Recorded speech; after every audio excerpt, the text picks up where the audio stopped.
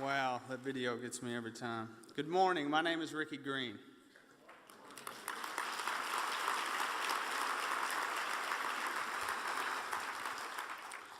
I stand before you today a father, a husband. I am a businessman, and I am an advocate. Before I had the opportunity to be any of those things, I needed help, and I got it from Volunteers of America. I look out at all of you, 1,000 community members, and I know that each of you have been touched by addiction in some form or another.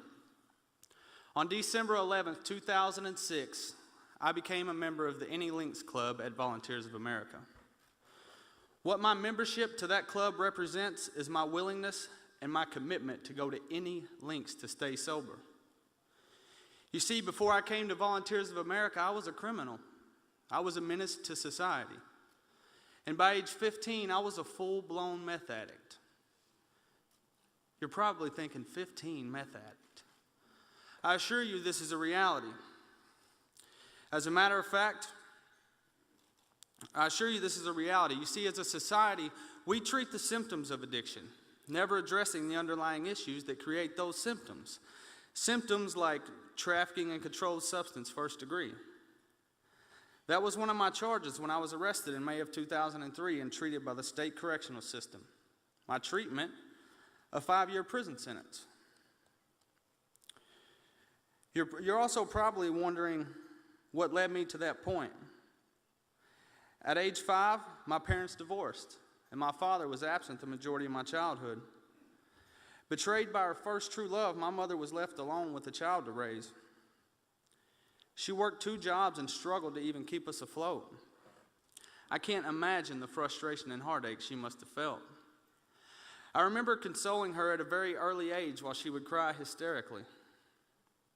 I loved my mother more than anything, and I just wanted to make life better for us, but I didn't know how.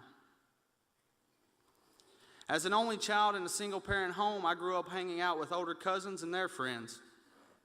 Left unsupervised and feeling overwhelmed, afraid, and angry about my family's circumstances, I first tried marijuana with an older cousin around age 12. Almost instantly, it changed my view on life. Life was better when I was high. I began selling marijuana at school in 7th grade. I found I could earn money and stay high as often as I wanted. See, that scared little boy, always so unsure of life, had found a way out.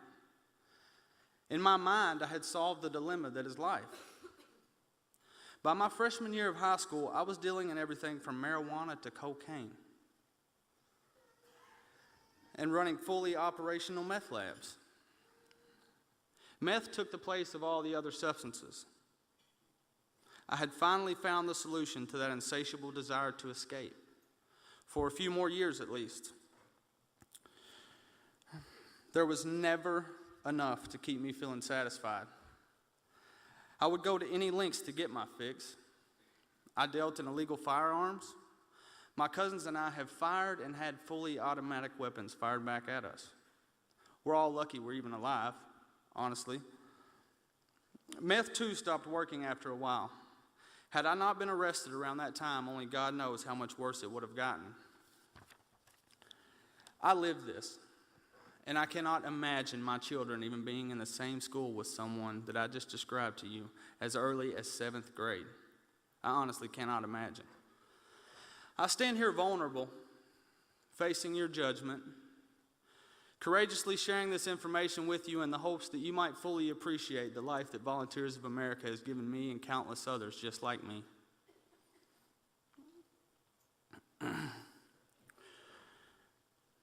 Every time I see the news and the crimes being committed daily, my heart hurts.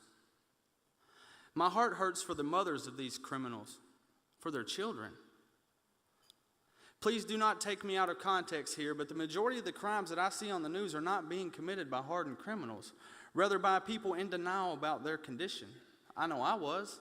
I had no idea that there was anything more to life than what I already knew. In May of 2003, at age 20, I was arrested at gunpoint. I was sentenced to 5 years in prison. While I was incarcerated, my mother and grandmother searched frantically for some place that would help me with my addiction. They found Volunteers of America, which offered intensive residential treatment for men exiting the correction system. The wait list was long, but I learned during a phone call home from prison that a bed was available. I remember feeling happy and scared to death all at the same time. This was my last chance, and I knew it. A short-term program just wasn't going to work for me. I'd already tried that. I mean, I get that there's all this financial pressure to shorten treatment, but how much more would it have cost the community for me to keep using, getting arrested, and locked up? I have a cousin who is currently serving his 5th prison sentence. I assure you, what we're paying for him is far more than what it costs the community to facilitate change in my life through long-term residential treatment. When I arrived at Volunteers of America in 2006, I was asked if I was willing to go to any lengths to stay sober. I answered yes.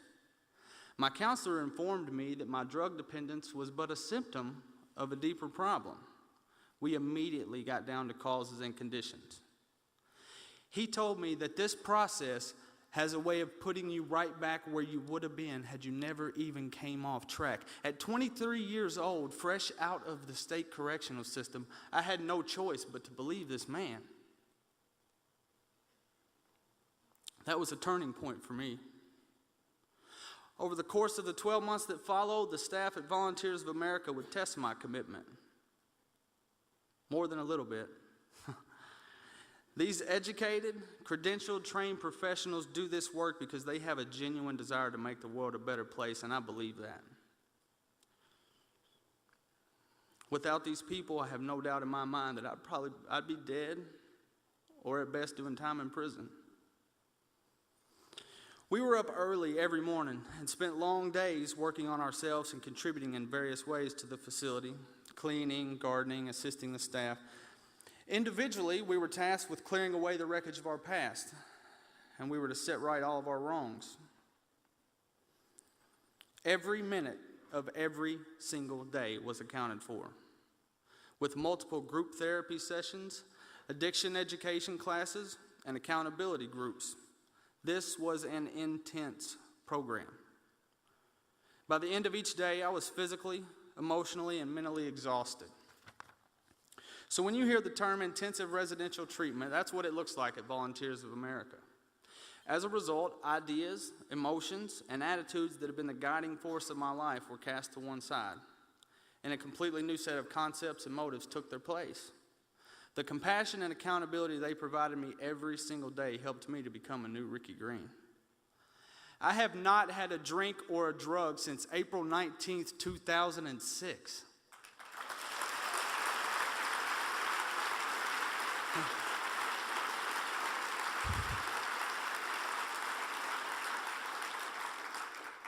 I do not sell drugs. Yeah, he doesn't sell drugs, right? You don't either, I'm sure. But I do not own a gun, and I have not been rearrested. I have not been rearrested. So, what do I do? I show up, man. My life is absolutely amazing today. I changed lives. Yeah, thank you.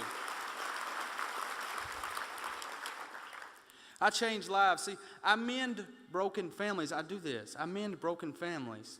That's what this process did for me. I bring hope to lives where hope has long been forgotten. I teach classes at St. Vincent of de Paul's Emergency Recovery Program. That program was founded by my best friend and fellow Volunteers of America graduate, David Tarullo, who you met in the video. I work intensively with addicts and alcoholics who have nothing, who have absolutely no one. They trust no one. They have come to trust me. I was taught that only scarred hands have the power to heal. My purpose in life is to be available to those still suffering. I help when no one else can or will. I'm a businessman. While in treatment, I was hired at Ken Towery's Auto Care as an entry-level tire and lube technician. I took everything I learned at Volunteers of America and poured it into that job. I wanted to be the best tire and lube technician they ever had. And I was. Today, I'm the store manager of the Kentowries. Yeah.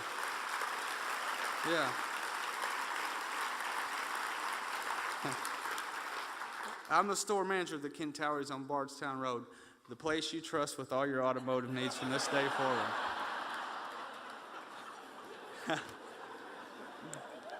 In addition, earlier this year, I co-founded Boss Security, a private company providing unarmed security services to local hotels and businesses. Yeah. I'm a husband. On July 9th, 2011, I married the love of my life, Alicia. She's here with me today.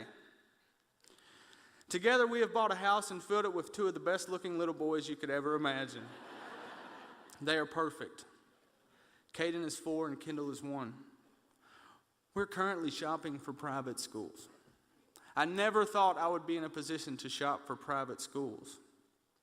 When I come home from work every day and the front door opens, everything stops, and they scream in excitement that their daddy is home.